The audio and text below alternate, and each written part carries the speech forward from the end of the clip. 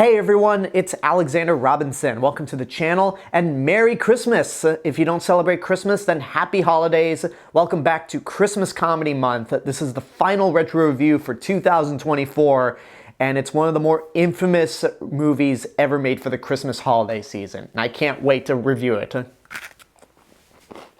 It's a good cookie right here. Excuse me one second, folks. Hello? Put that cookie down! Now! Jeez, okay.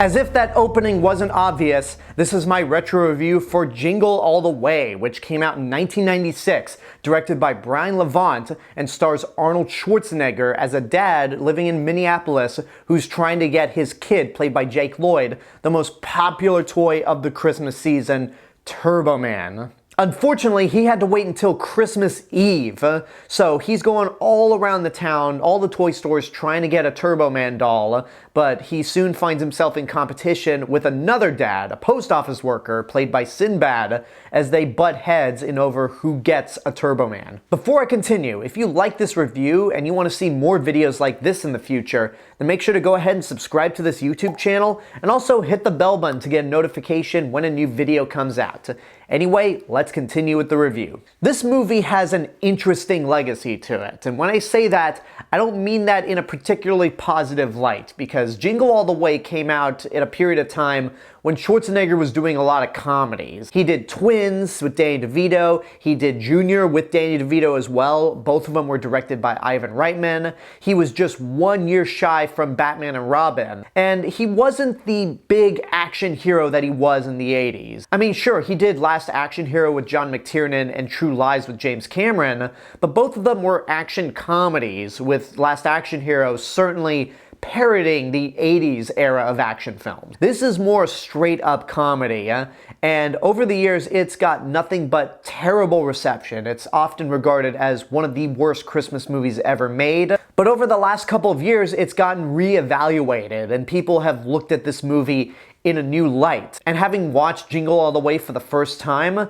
I'm kind of split in the middle of the people who despise this film and those that have looked upon it with fresh eyes. Because just judging the movie by itself, it is terrible. It is not good by any stretch of the imagination, mainly because it tries to play out as if it's a wholesome family movie. Judging the film based on that aspect, it is very generic, very lackluster, and just cliche all around.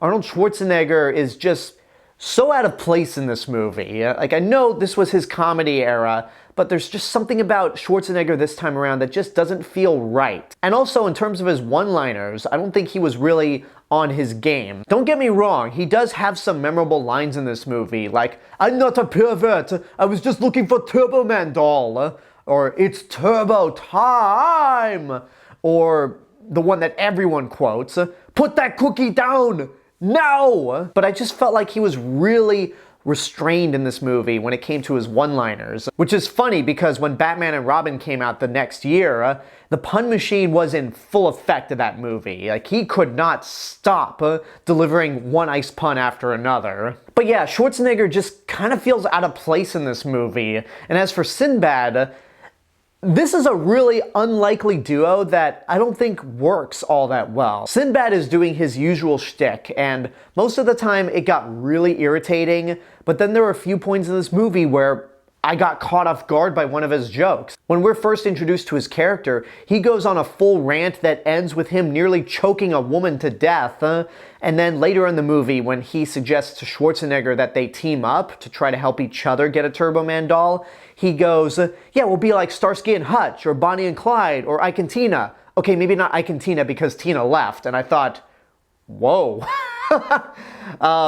That's certainly topical for the 90s. So he can be funny at points, but in terms of their chemistry, this isn't at all like watching Leonardo DiCaprio and Jonah Hill together in Wolf of Wall Street, where you look at that movie and go, these two actors should not work well together, but they did. But then again, that movie was directed by Martin Scorsese, whereas this is directed by Brian Levant. Whenever this tries to be a heartfelt Christmas movie, It just doesn't work.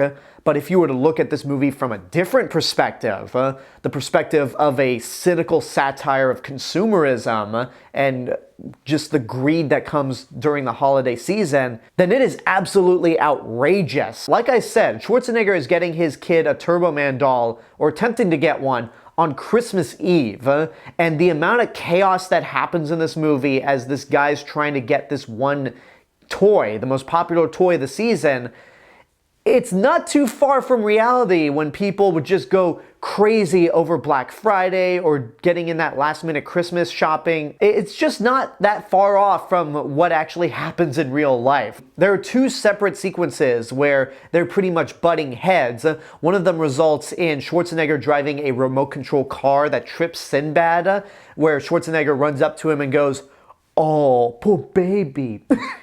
And then there's later on when they're trying to fight for these balls in a raffle, and Sinbad pretty much pulls out a can of mace and sprays Schwarzenegger in the eyes. And you're like, holy shit! If they really had reworked this movie into something more dark and more cynical, I think this would have been looked at with different eyes back in 1996, which is where I think a lot of the reevaluations came from with this movie. And when you're not dealing with the consumerism aspect of this movie, then you're dealing with attempted adultery. Phil Hartman is in this movie, and he plays Schwarzenegger's neighbor Ted, who had just recently divorced from his wife, and he is just going all over the neighborhood, trying to impress all the women, trying to hit on them, including Schwarzenegger's own wife, played by Rita Wilson. And you're just watching this movie going, holy crap. Ted will do things like put up Schwarzenegger's lights on his house. When he eats his cookies and Schwarzenegger tells him to put it down, Ted is making these orgasmic noises as he's eating his wife's cookies. And if I may backtrack into the consumerism aspect of the film, there's that scene where Schwarzenegger loses his raffle ball that gets into the hands of a little girl. So he's following this girl all over the mall into the ball pit where he goes, "Hi, little girl, I've got a little ball for you." And it just went into a really dark place really quickly because the way Schwarzenegger is acting is just unsettling when all the mothers gang up on him and smack him with their purses going, "You pervert, get away from my daughter." And he walks away going, "I'm not a pervert, I was just looking for a Turbo Man doll." You're just like, wow, this movie got super dark like that. How could it get any crazier from here? Well, it does, because soon Schwarzenegger finds himself in a toy store cartel where a bunch of department store Santas are selling knockoff Turbo Mans or foreign language Turbo Mans for like $300. There's a scene involving domestic terrorism where Sinbad threatens these cops with a package that he says has a bomb in it, but it turns out that package actually was a bomb, which, holy shit. That scene would have been perfect black comedy had they not included the moment afterwards where the cop is just blown up like he's in a Looney Tunes cartoon. And then of course there's the end of the movie where you have this giant insane superhero battle where Schwarzenegger dresses up as Turbo Man. He's got a fully functional jetpack flying all over the place with terrible mid-90s CGI. It's just insane. It's funny that the one aspect of the movie that it's trying to be, it fails at completely. But all the unintentionally sadistic stuff about it, all the batshit insane scenes that happen, are just so bizarre that it's entertaining to watch. Like, this is not a good movie at the end of the day. But if you look at this movie in a completely different mindset, then it can be enjoyed, and I can kind of understand why people would consider this a cult classic. But for me, I really gotta say, watch at your own risk. This is how I summed up Jingle All the Way on my Letterboxd account. A wholesome family Christmas movie that features the obsession of consumerism, pedophilia jokes, attempted adultery, domestic terrorism, and one of the most batshit insane climaxes I've seen in a 90s comedy. And if that summary caught your attention, then I'd say, yeah, you should check this movie out for yourself, because it's not good, but it is certainly a fascinating film. I barely mentioned Rita Wilson. She's just there as the mom. She doesn't really have much of a role. And then Jake Lloyd as Jamie. I don't want to harp on Jake Lloyd because he's gone through enough shit because of Phantom Menace. But when I watch this movie, the character of Jamie is just an ungrateful shit who has a Captain America mural in his bedroom. And I'm like, you're crying that your dad is not there for your events. You're mad that he's going out of his way to try to get you a Turbo Man doll, a crappy looking one, mind you, when you've got full-blown Captain America on your wall. Like, screw off, Jamie. And I know I said I wasn't going to criticize Jake Lloyd, but when you watch this movie, you really do have to wonder what George Lucas saw in him to cast him in Phantom Menace. But again, the movie itself, it's not good, but it's certainly entertaining. You will never be bored, and I think with the right amount of alcohol or weed, then you will have a blast. And there you go, that's my review for Jingle All the Way. I hope you enjoyed it, and I did it! I did it! I finished my 12 sets of double feature retro reviews for 2024.